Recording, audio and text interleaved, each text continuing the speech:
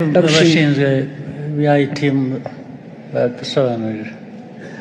Thank you very much, Your Excellency.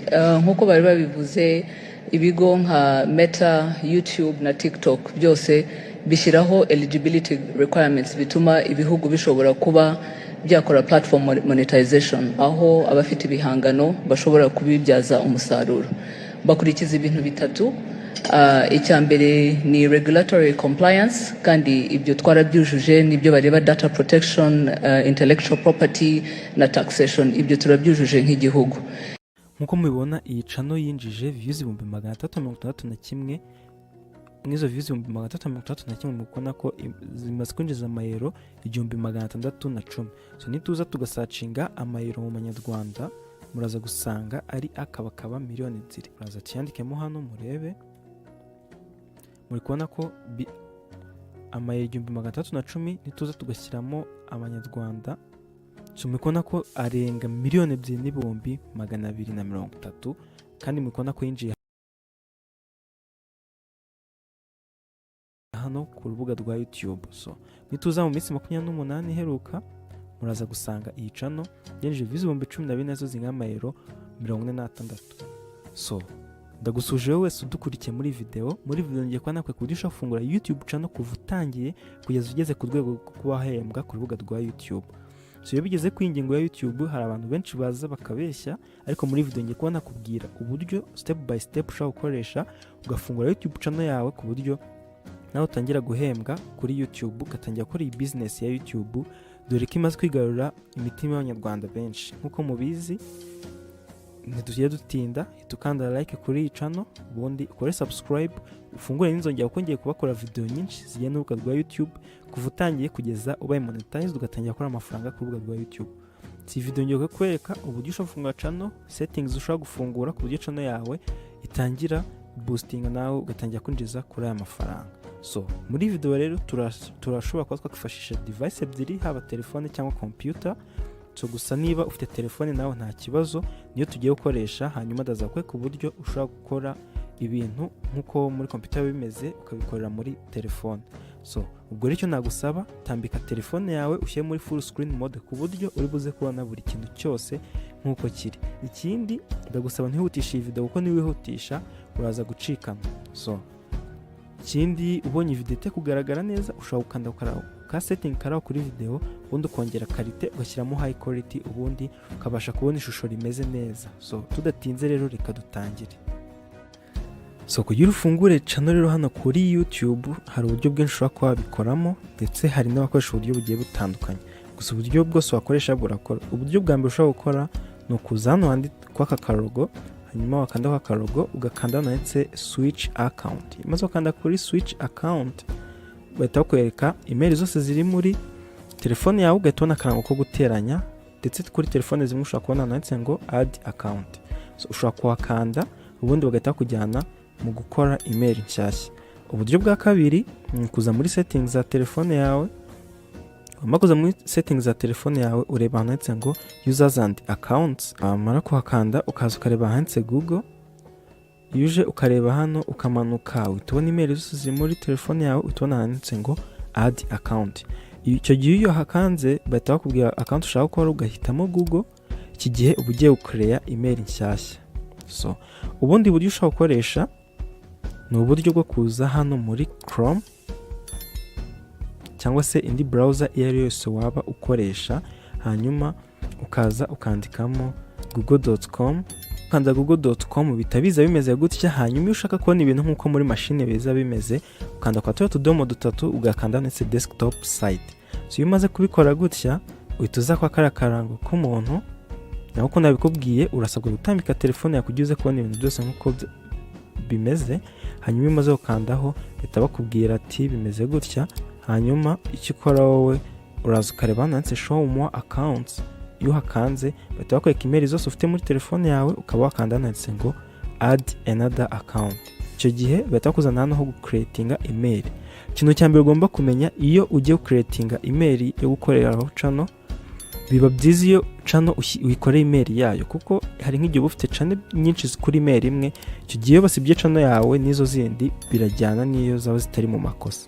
So ni mpamvu rero tugiye gukora email ubundi tukagenda step by step. So icyo ukora ukandanditse create account, hanyuma ikiza nagutemo hano for work or my business, kwera impamvu ndi buze kubabwira. Hanyuma hano ugashyiramo amazina si ngombwa ushyiremo aya nyayo, uyishatse ushyiramo ibyo ushaka. Ni urugero ngiye gukora kuri Igatech, ariko mbere yuko dukomeza making sure ko wakoze subscribe kuri channel. Hanyuma hano kuri birthday uraza ugashyiramo umwaka ushaka, si ngombwa ngo ushyiremo amatariki ya nyayo, ushyiramo igihe ushakiye. Hanyuma gender uhitamo igihe ushaka cyangwa se custom, ikintu cyose wahitamo nta kibazo, ubundi ugakora next.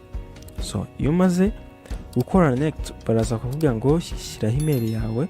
Urugero ngiye gukora email bita igatech.rwa, hanyuma bahita bakubwira niba iyi email ihari wayikoresha. Hanyuma hano babanza kugwa option nyinshi, so email rero niyo izayinyinjiza kuri YouTube. So icyo gihe iyo mbisoje ndaza nkakora next, namara gukanda next utabansaba ngo nshyiremo password. So gukora password rero, gukora password biba byiza ukoze strong password irimo umubare, akamenyetso ndetse n'amagambo n'inyuguti nkuru. So iyo bisoje byose ukora hano next, cyangwa ukabana akoresha password yari yose ushaka. Ndagusaba ntuze kugira ikintu na kimwe utarutsa, ndetse hano kuri phone number bagusaba gushyiramo telefone. Hano ushyiramo igihugu, hano ukandikamo telefone yawe. Gusa iyo utabishaka ukora ndetse skip. Iyo ukoze skip uba utarutsa hano gushyiramo telefone number, ubundi ugakora kuri next. So icyo gihe nkuko muri kubona email yacu twamaze kuyicreatinga, uhita ukora hano I agree.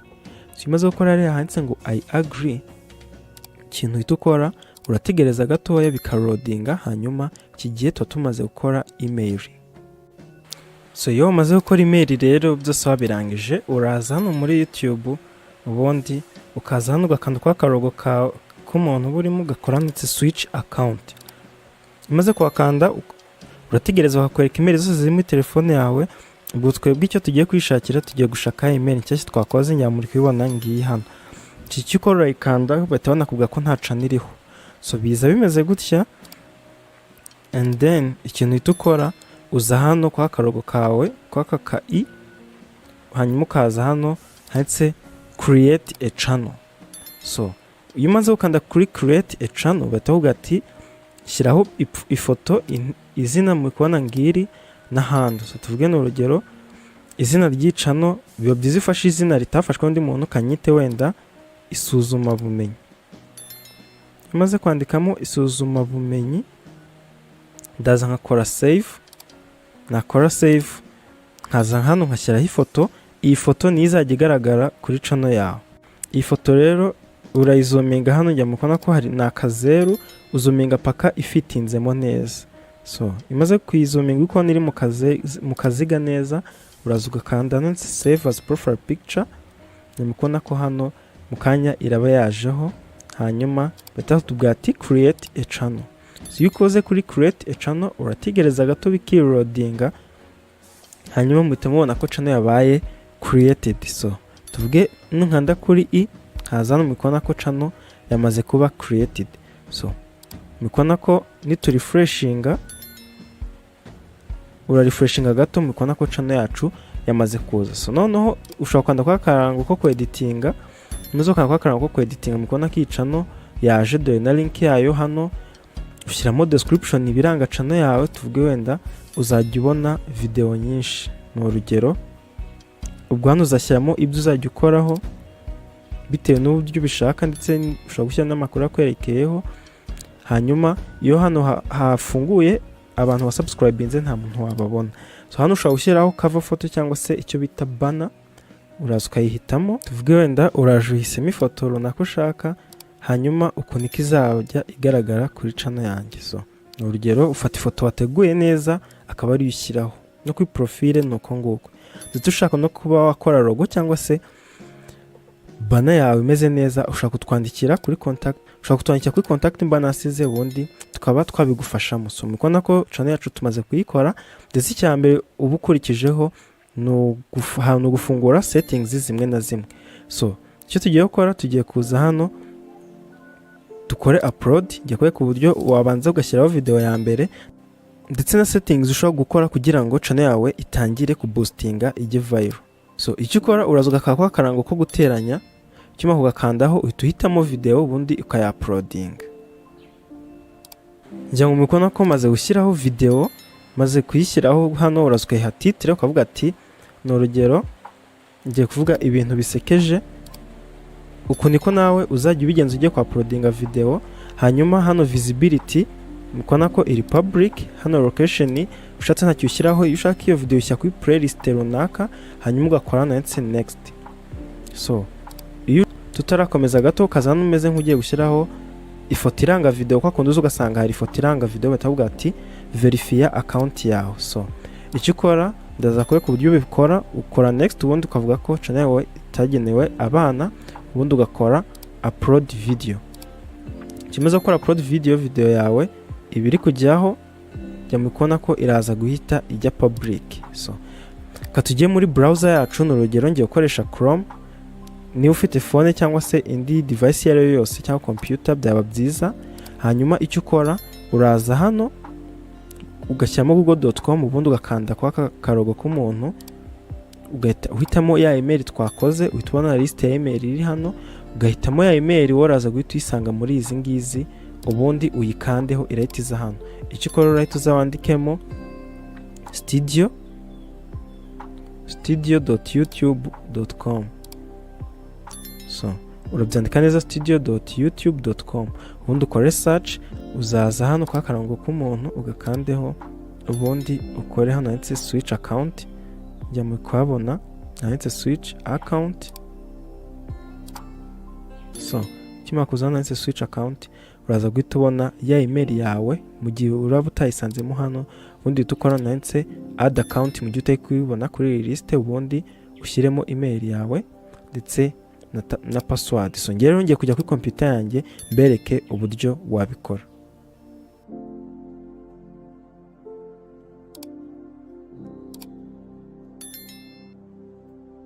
Uko mukubona rero ngeze kuri computer yanjye icyo nkora ndaza nandikemo google.com nkuko nabibabwiye. So kimara kubyandikamo gutya urasearchinga bahita bakuzanira page imeze gutya. Ukanda kuri foto y'umuntu ubundi ukaza ugakora handitse show more accounts. Nyamukona account zose mfitemo ndakora ndetse add another account.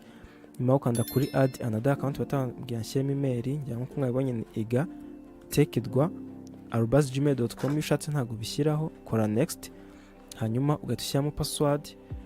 Iyo umaze gushyiramo password uhita ukomeza hirya ugakora next. Hanyuma iyo umaze gukora next iyi email mukona ko yamaze kugeramo hano. So nta kindi uhita ukora urahita uza hano kuri youtube.com ukore search. Ukimara gukora search urahita uza kuri YouTube ukoresheje iyi email twakoze. Mu gihe utayisanzemo uraza ukande kwa ka profile k'umuntu uzi ukore switch account. Imaze gukora switch account uhita umanuka ukaza hasi mikona yacu bita igatekedwa isuzuma bumenyi ukayikandaho. Imaze kwikandaho gutya ubona ko nta kintu tukabona ko tutarasearchinga. Urugero kadusearchinge channel bita igatekedwa dukore subscribe. Nawe ushobora guhita ukora subscribe kuri channel ugakanda na like kuri video kugira dukomeze kubana. Niba ugeze kuri umunota hanyuma uraza ukande kwa karogo kawe ukore hano handitse YouTube studio. Iyo utabishaka uraza ugafungura tab yindi hano ukandikamo studio.youtube.com. So aha rero niho bibera batavuga ngo welcome to YouTube studio ugakora close. Ibi byose icyo ukora uraza hano umanuka hasure banditse settings. So uje hano kuri settings batakwereka currents channel yawe urimo. Uje hano kuri channel country of residency katube twaretse ndabereka nyuma. Uje hano kuri advanced settings batakubwira niba video uhitemo na video zawe zigenewe abana. No ngenda ivuga ko iyi channel itagenewe abana kuko ubihisemo video za ntawe uzabasha kugera ku bantu bose. So uje hano kuri feature and eligibility utuntu nk'aha ngaha ntago twabasha kwa-uploadinga video irengeje iminota 15 tukaba twashyiraho thumbnail cyangwa se kari agafoto karanga video cyangwa ngo dukore live stream. So icyo ukora uraza ugakora verify phone number kugira ngo umubonye kuzo ugakandaho ugakora verify phone number bahita bakuzana ku page ugahita uhitamo igihugu cyawe ni u Rwanda nk'ibisanzwe, hanyuma iyo umaze kuza ugahitamo u Rwanda uhita ushyiramo nimero ya telefone ugiye gukoresha. Nimero zuzuye uraza ugakanda handitse ngo get code. Iyo umaze gukanda kuri get code hari agakode bahita bakohereza kuri telefone yawe, uraza ukakuzuzamo hano, nyuma kuzuzamo ugakora submit, urategereza gatoya, mukona ko phone number yabaye verified. So nituza hano closing iyi tab, mukona ko phone number yamaze kuba verified. So nituza hano kuri advanced, mukona ko byane twashyizemo yacyarimo, mukona ko nabaye enabled. Iyi feature ya gatatu bayita advanced features. Iyi feature rero iyo ushatse ntabwo ari uyifungura, YouTube ni yifungura bitewe n'uburyo uri gukora. Iyi feature rero hari ibintu byinshi guha, nk'ibyo uploading video irimo indimo umuntu akaga copyright claim, icyo gihe ubasha kuba wayapiringa bakayivanaho, ukaba wakora live stream buri munsi, ukaba washyiraho video nyinshi buri munsi, ukaba wakushyiraho shots nyinshi, udushots twinshi, ndetse n'ibindi byinshi nko kwashyira link muri video zawe. Iyi rero bayiguha bitewe n'uburyo uri gukora. Si ubonye urangije ibyo ushaka byose uraza ugakora save. So ndikuye ku tuntu twibanze kugira video itaba ndende, hanyuma iyo ushaka kureba ibyo ugejejeho uza hano kuri an. Iyo ukanze kuri an batavuga ko monetization itari available mu gihugu cyawe. Si icyo ukora, uraza hano ukakanda update location, cyangwa se ukaza muri setting, ukaza hano kuri channel, ukaza hano kuri country. Iyo ushyizemo u Rwanda ntabwo byakunda kuko mu Rwanda ntabwo hemerewe kuba wakwinjiza kuri YouTube uri mu Rwanda. So ikiza uraza ugashaka igihugu ushyiramo, urugero ngiye ushyiramo United Kingdom cyangwa United States, ubundi nkore save. So ninza hano kuri an, byo mukona ko byase bifunguka, so ngo become a partner. So icyo dusabwa ni ukuzuza subscribe 1000 ndetse n'amasaha 4000. So kujya ubyuze rero bisaba ukore cyane. Iyo ukanze hano handitse email me, bakohereza email ikubwira ko wujuje ibi bisabwa, ubundi ukaba wakaprayinga for monetization. So ngira ngo ni ibingibi by'ibanze. Hanyuma iyo wamaze kubikora byose, ushobora kuba waza muri YouTube studio ya telefone, ukaba washyiraho thumbnail, ndetse ushaka izindi video ushobora kubyandika muri comment nkazazibakoreraho, kuko niyemeje kubafasha muri urugendo rwa YouTube. So kujya video bidatinda, reka tube tugarukiye aha ngaha, ibindi nzagenda mbibereka muri video zigenda zikurikira. Gusa ushaka kumenya uburyo wakaprayinga for monetization kuri YouTube, warebe video nsizaho kuri screen, iragufasha kureba uburyo ushobora kwaprayinga ukaba monetize, ugatangira gukora amafaranga kuri YouTube. Ciao.